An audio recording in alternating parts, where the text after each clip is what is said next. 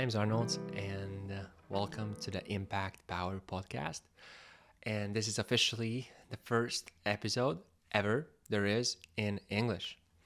My name's Arnold, and I'm gonna give you a little bit of introduction of what this podcast is about and how I came here, why I started it.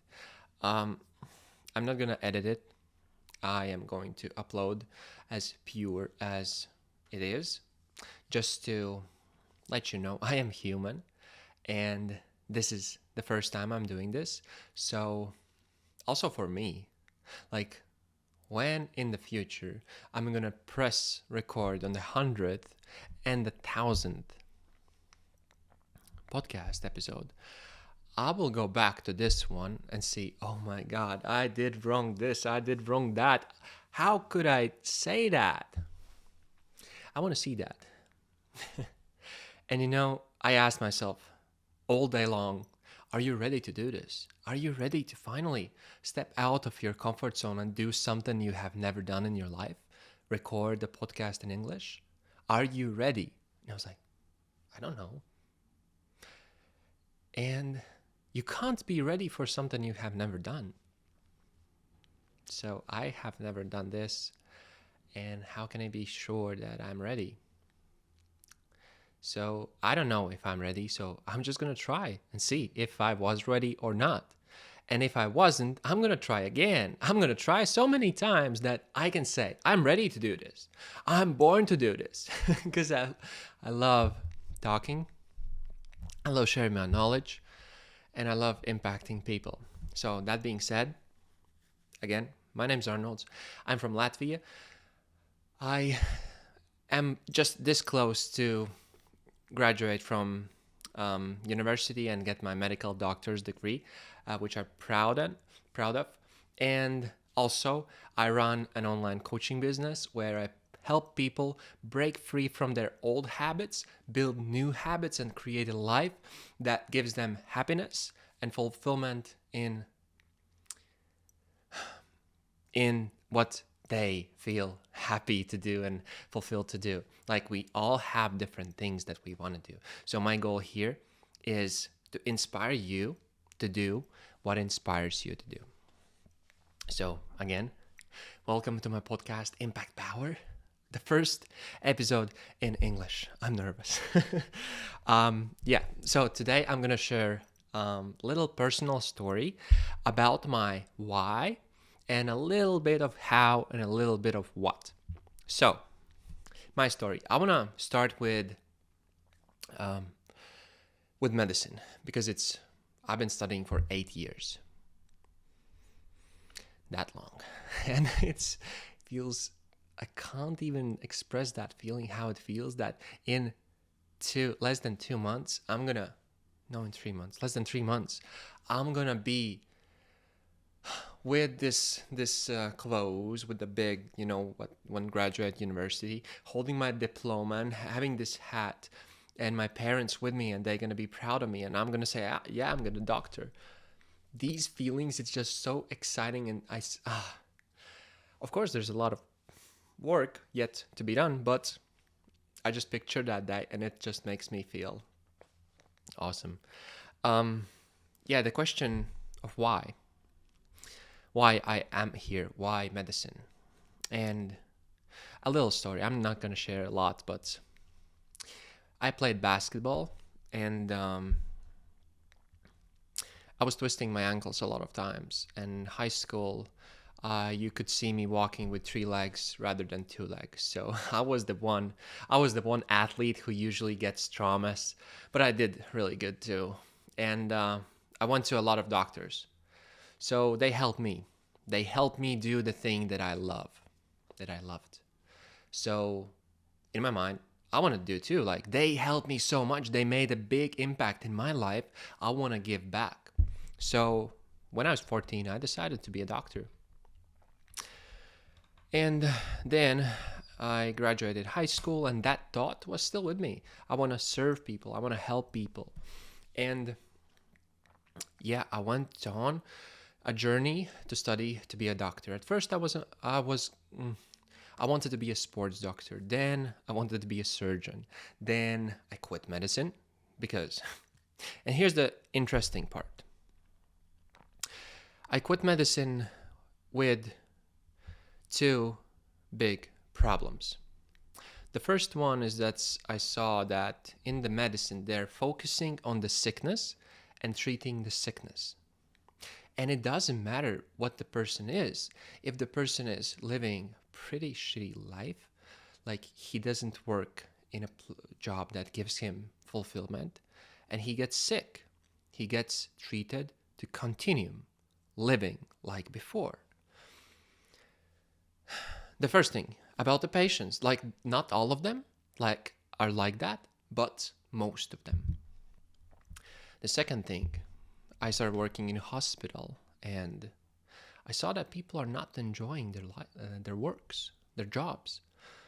And I came to study with, I want to help. That's my purpose, to help. And I saw other workers who are just there to pick up a salary. And I saw this wrong. Like, in my head, it's like every single person on earth should do the work that gives him fulfillment and happiness. And everyone can. Everyone just have to make choices that leads to that kind of a life. And I saw this in hospital, and I thought like, no.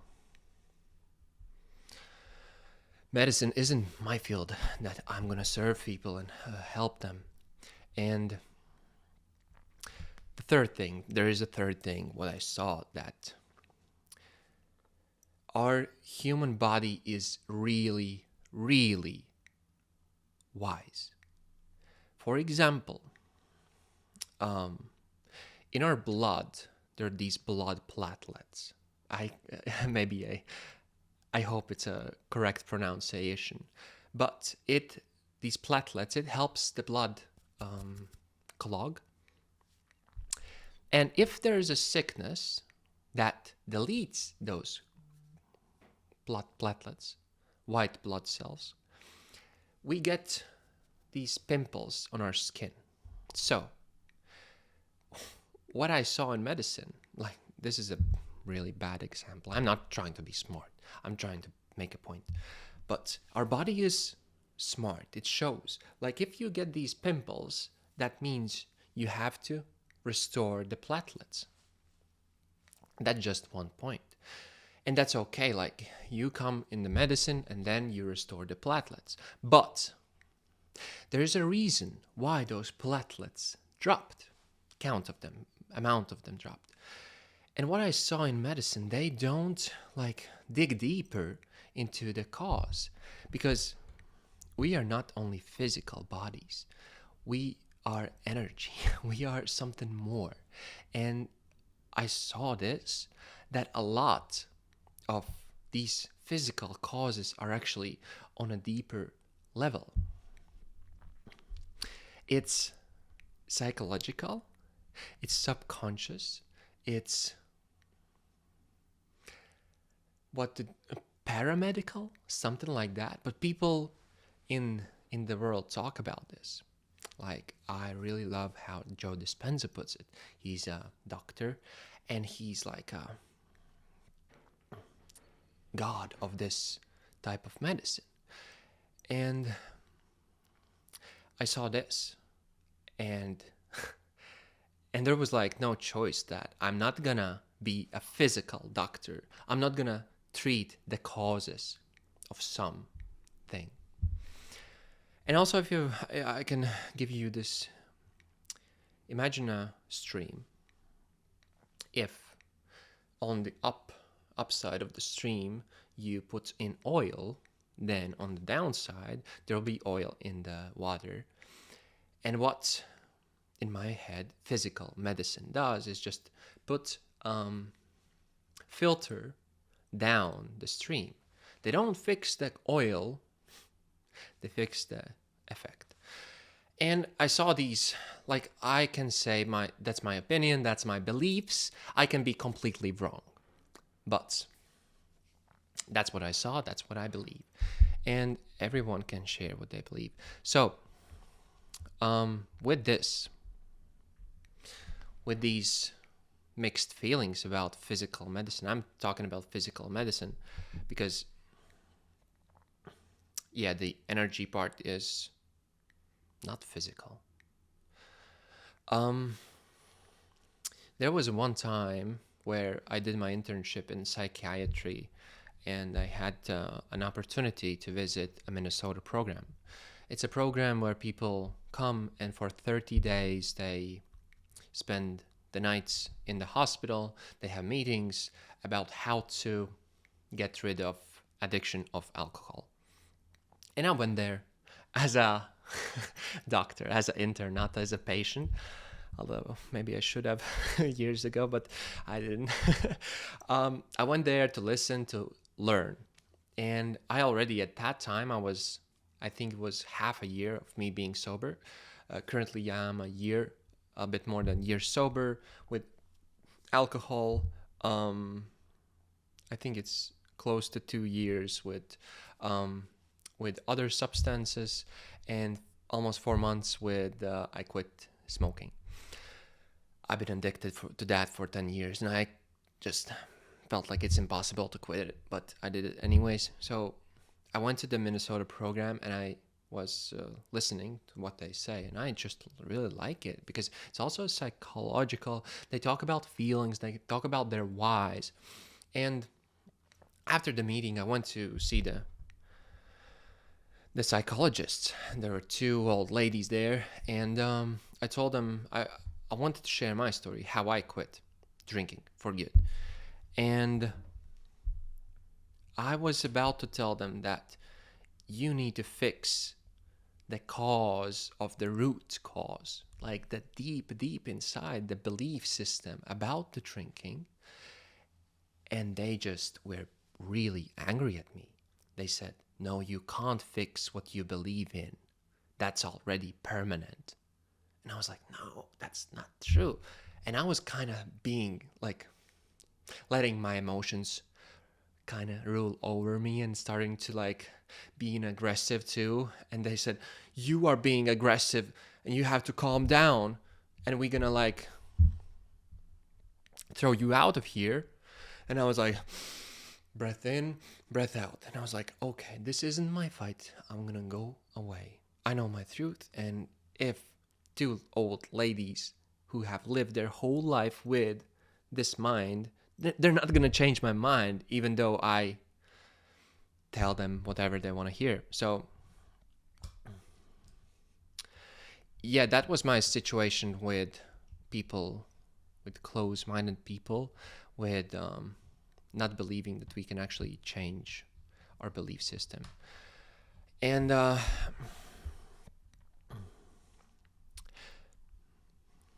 yeah, so the medicine, what I learned, the physical medicine, it's about putting band-aid over a problem, putting medicine, drugs over symptoms. Like if the temperature rises, take a temperature lowering medicine. And there's also this distractions for emotions. Like we live in the world where it's not okay to feel sad, it's not okay to feel bad or pain, and we take antidepressants, we take emotions balancers. Like when we suffer, we think this is wrong, I shouldn't suffer. But it's not. We are emotional beings too, and we have to experience different emotions. And it's not all right to just throw the medicine in. I'm not saying you should stay off from medicine at all. I'm saying it's not exactly used the right way.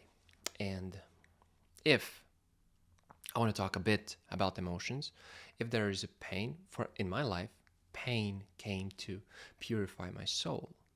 Pain came only when my ego ruled over my life, where I hurt other people and didn't see that I was hurting other people. So it was good for me.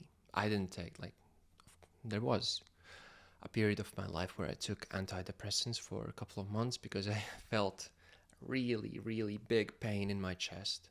And I couldn't stand it. But I took the antidepressants only to help me get out of my hole that I was in. I was doing meditation. I was trying to battle my addictions. I was exercising. I was doing all of the other things. And yeah, I know it's difficult to let the pain in, and but usually it comes to teach us a lesson that we couldn't learn otherwise. Because if we learn that lesson, there wouldn't be pain. Pain only comes when we don't understand what we need to learn.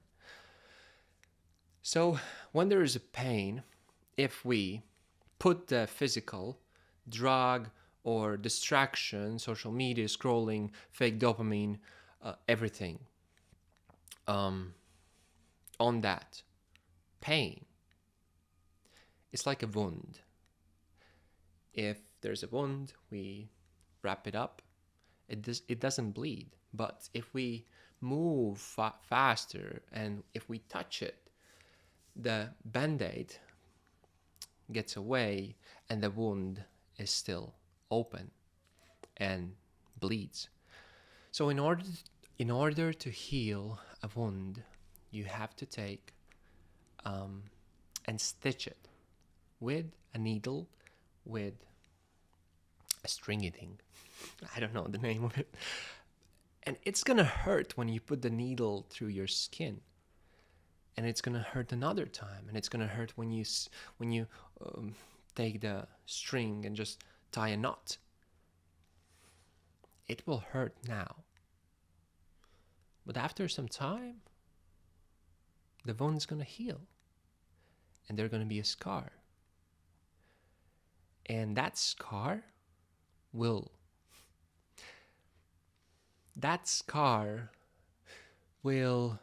make you remember the pain you suffered from healing the wound. Not the pain of the wound, but the healing. And here's another cool trick that I have learned. It was Paulo Coelho, one of my favorite authors, who said, only when you can talk about the painful experience in your past and not feel the emotions tied together with that experience, only then you can say that you have fully healed. If you talk about pain in the past and if you still feel the pain, you haven't healed. And that's a good thing. If you feel pain, that means that you still have to heal, that you still have to take the needle and stitch the wound. And what I have found out is that by talking to this about these experiences, it heals. It's painful, it's difficult, but it heals. And sometimes we even don't know what that hurt is. Sometimes, but you know what?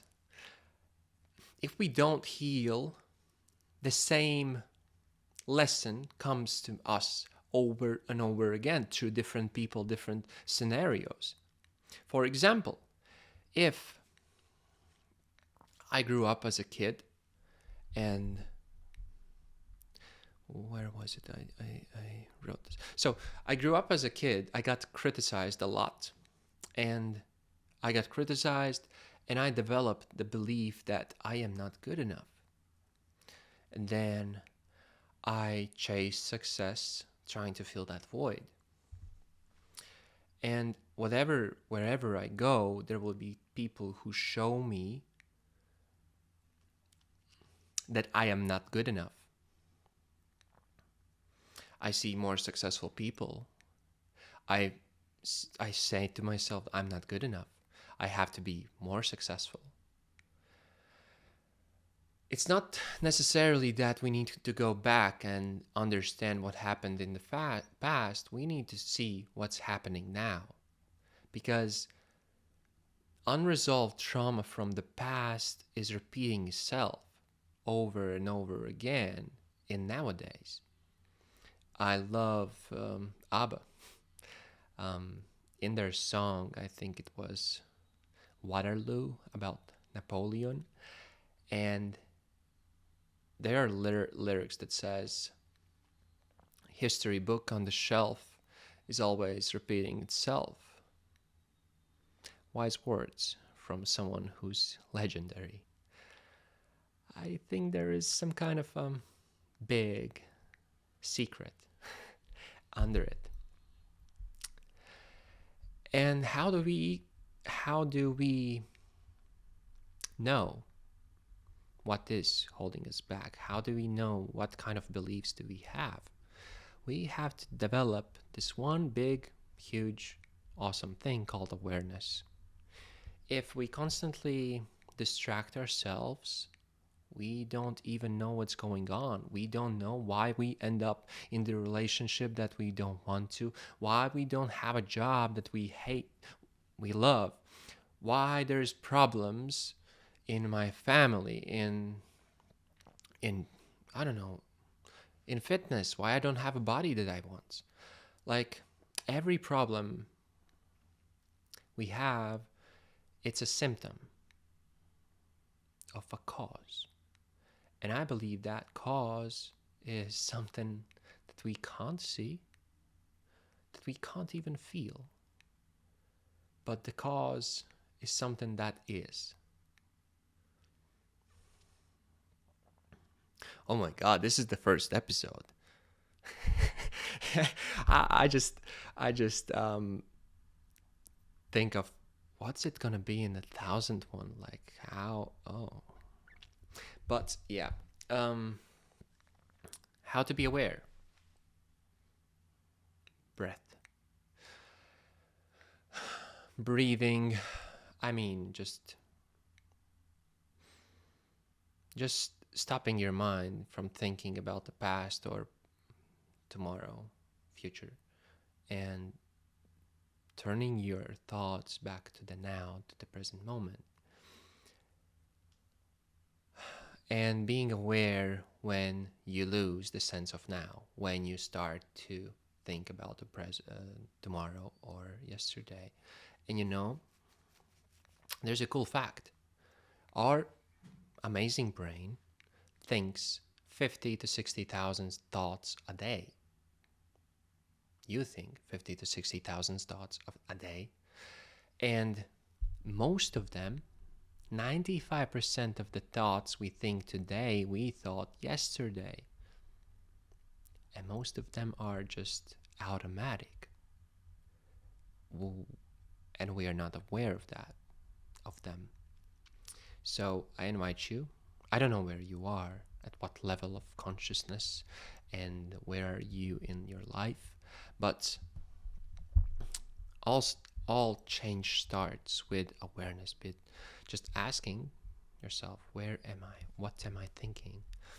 And you can just do a experiment, just when you talk to your friend, and if you see him just thinking about something, ask that friend, what do you think about? And mostly people say, oh, nothing. Why do they say nothing? Because they think so many thoughts that they can't just take that one most important thought and talk about it. Try it.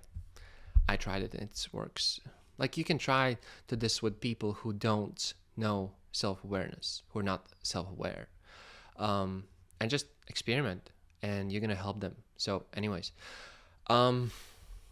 yeah, I want to say thank you for listening, and I hope you got a sense of what these episodes are going to be. And this is my first episode in English, and I'm nervous. And yeah, this is me right now. And yeah, don't distract yourself. Don't use the physical healing, use the real healing. You take the needle, go through that pain, and make your wound a scar.